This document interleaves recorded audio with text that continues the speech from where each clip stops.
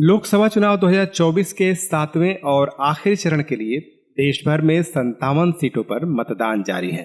शाम 6 बजे मतदान के खत्म होते ही लोकसभा चुनाव 2024 मुकम्मल होगा और 4 जून को इसके नतीजे आएंगे। बहरहाल एक तरफ जहां मीडिया में मतदान की तस्वीरें हैं, जनता लाइनों में खड़ी हुई दिख रही है, दूसरी तरफ उसके समानांतर प्रधानमंत्री नरेंद्र मोदी की तस्वीर है, विवेकानंद रॉक मेमोरियल में ध्यानमग्न अवस्था में देखे जा सकते हैं।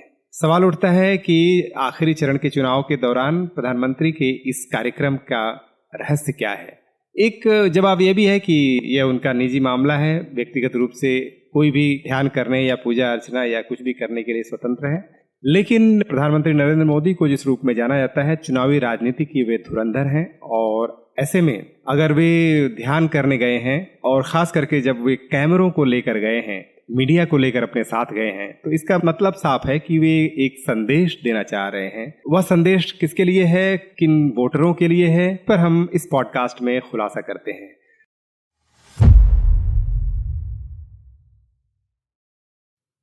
नमस्कार, मैं हूं उपेंद्र कुमार यादव। मैं गुजारिश करूंगा कि मेरे इस चैनल को सब्सक्राइब कीजिए, इस वीडियो को लाइक और शेयर कीजिए। जो 57 सीटें आज मतदान के अंतर्गत हैं, उनमें 13 सीट पंजाब में आती है। पंजाब में चूंकि भारतीय जनता पार्टी का कोई बड़ा स्टेक नहीं है, वहाँ मामला बिल्कुल आम आदमी पार्टी और कांग्रेस के बीच है और अकाली दल भी कहीं कहीं प्रभावी है, तो ऐसे में इन तीनों के बीच में संघर्ष है और 1-2 सीटों पर भारतीय जनता पार्टी के लिए लड़ाई हो सकती है। लेकिन पंजाब अपने आप में इस चरण के चुनाव में भाजपा के लिए बहुत महत्वपूर्ण नहीं है। जो बाकी सीटें हैं उनमें 13 सीटें उत्तर प्रदेश में हैं और इसी उत्तर प्रदेश के बनारस में प्रधानमंत्री नरेंद्र मोदी खुद एक उम्मीदवार हैं और वहां आज मतदान चल रहा है। बाकी जो 12 सीटें उत्तर प्रदेश में हैं, लगभग वे इसी बनारस के इर्द गिर्द आती हैं और पूर्वांचल के क्षेत्र में आती हैं। ये 13 सीटें भाजपा के लिए बहुत महत्वपूर्ण है। इन 13 सीटों में पिछली बार लोकसभा चुनाव 2019 में भाजपा ने 11 सीटों पर जीत हासिल की थी। भले ही यह पहले समाजवादी पार्टी का गढ़ रहा हो, लेकिन पिछले लोकसभा चुनाव में भारतीय जनता पार्टी ने यहाँ जबरदस्त प्रदर्शन किया था। वहीं पर आज इस चरण में मतदान जारी है। उत्तर प्रदेश में हालांकि बनारस के पास गाजीपुर की सीट है। गाजीपुर में विवेकानंद जाया करते थे और वहाँ के विवेकानंद की लेखनी में पवारी बाबा का जिक्र आता है कई जगह। गाजीपुर वह जगह भी है जहाँ कवि गुरु रविंद्रनाथ टैगोर भी जाते थे और उसके बगल में बनारस की सीट है। लेकिन हम ये मान सकते हैं कि उत्तर प्रदेश की इन सीटों से बहुत ज़्यादा संबंध विवेकानंद का नहीं है। विवेकानंद भारत के राष्ट्रीय आइकन के रूप में माने जाते हैं और उनकी एक अंतर्राष्ट्रीय छवि भी है। लेकिन बंगाल विवेकानंद की कर्मभूमि रही है, उनकी जन्मभूमि भी रही है और बंगाल में खास करके उनका जो कर्मभूमि है वह कलकत्ता और पास के क्षेत्र हैं। कलकत्ता और आसपास के ही वे क्षेत्र हैं, यानी दक्षिण बंगाल में, जहां पर आज चुनाव जारी है। और ये 9 सीटें जो बंगाल में इस समय जहां चुनाव चल रहा है, उन 9 सीटों का जो अवस्थान है, जो पोजीशन है, वह कलकत्ता उत्तर, दक्षिण, दमदम, बारासात, बशीरहाट, सारी सीटें दरअसल इसी कलकत्ता के आसपास हैं। दक्षिण बंगाल की एक और खासियत है कि यह ऐतिहासिक रूप से उस बंगाली मध्य वर्ग का भी केंद्र रहा है, जिसने आज़ादी आंदोलन के दौरान एक भूमिका निभाई थी और जिसमें आज भी विवेकानंद की छवि बहुत ही सम्मानजनक है, बहुत ही गहरे उसकी मानस में विवेकानंद हैं। अगर हम ध्यान दें तो इन सीटों पर भाजपा पिछली बार जीत नहीं पाई थी। इनमें से सारी की सारी सीटें तृणमूल के पास है। लेकिन इस बार कलकत्ता और उसके आसपास के क्षेत्रों में एक जो बुनियादी बदलाव आया है कि हिंदी भाषियों में जो भाजपा का जो रुझान बढ़ा था वह और ज़्यादा मजबूत हुआ है और उसके साथ साथ बंगाली समुदाय में भी कुछ प्रभाव भारतीय जनता पार्टी का हुआ है। और जो इधर प्रधानमंत्री की जो रोड शो वहाँ कलकत्ते में हुए और जो 1-2 सभाएं हुई, उसमें भी देखा जा सकता है कि भीड़ ज़्यादा थी।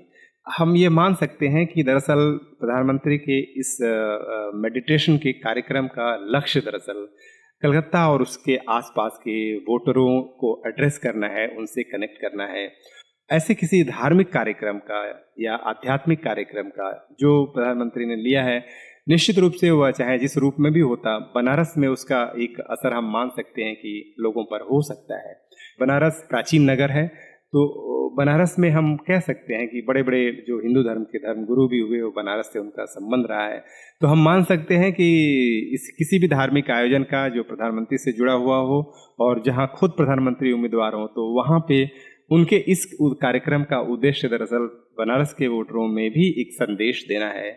और इस तरह से यह रहस्य बहुत स्पष्ट है कि प्रधानमंत्री के इस कार्यक्रम का संबंध कहाँ से है। लेकिन सबसे बड़ा सवाल यह है कि क्या सचमुच ही बंगाल के वोटरों में इसका कोई असर होगा या बनारस में इसका असर होगा जो भारतीय जनता पार्टी के वोटों को बढ़ाने में मदद करेगा। मुझे हैरानी है कि 2019 से 2024 में परिस्थितियां जमीन पर बिल्कुल जब बदली दिख रही हैं। 2019 में भारतीय जनता पार्टी की तरफ से या प्रधानमंत्री की तरफ से कोई भी कार्यक्रम लिए जाते थे, उनका बड़ा पॉजिटिव लोगों में मैसेज ज़्यादा था। वहीं पर 2024 में ज़्यादातर चीज़ों को आलोचनात्मक दृष्टि से जब ज़मीन पर बेहद आम जनता, जो खास करके जो एससी समुदाय है, जो दलित समुदाय है और जो ओबीसी है, इनमें अलग अलग जाति वर्गों में अलग अलग नज़रिए से देखा जा रहा है। जो अटूट एक पूरा का पूरा जो vote bank Bharatiya Janata party का बना था, जहाँ पे किसी भी चीज़ पर आलोचना नहीं हो रही थी, वहाँ ज़मीनी हकीकत आज की डेट में यह है कि वहाँ हर चीज़ पर कड़ी आलोचना हो रही है। ऐसी स्थिति में प्रधानमंत्री के इस कदम को किस रूप में लिया जाएगा, यह अपने आप में एक सवाल है। इसका एक आकलन हम इस बात से कर सकते हैं कि अभी कुछ महीने पहले अयोध्या में राम मंदिर के इतने भव्य, इतने खर्चीले आयोजन के बाद उसका जो असर उत्तर प्रदेश में देखा जाना चाहिए था या पूरे देश में देखा जाना चाहिए था, वह होता हुआ जमीन पर कम से कम उत्तर प्रदेश में नहीं दिख रहा है। और इसी पूर्वांचल और तमाम जगहों पर कम से कम जो भारतीय जनता पार्टी का जो पारंपरिक वोट बैंक नहीं है, उसमें उसको लेकर कोई भी चर्चा लोगों में नहीं देखी जा रही है। यहाँ तक कि कई जगह लोगों में बात करने से जो सामने आया कि इसकी एक प्रतिक्रिया भी लोगों में गई है। तो ऐसी स्थिति में प्रधानमंत्री के इस कार्यक्रम को किस रूप में लिया जाएगा, यह अपने आप में एक बड़ा सवाल है और इसे हम 4 जून को ही देख पाएंगे। बहरहाल इस पॉडकास्ट में इतना ही। अगले पॉडकास्ट में मैं बात करूंगा बंगाल की और उत्तर प्रदेश की ज़मीनी स्थितियों को लेकर के। शाम 6 बजे के बाद से हम वास्तविक आकलन करने की स्थिति में होंगे कि सीटों के नज़रिए से क्या उलटफेर इस चुनाव में हो रहा है। धन्यवाद।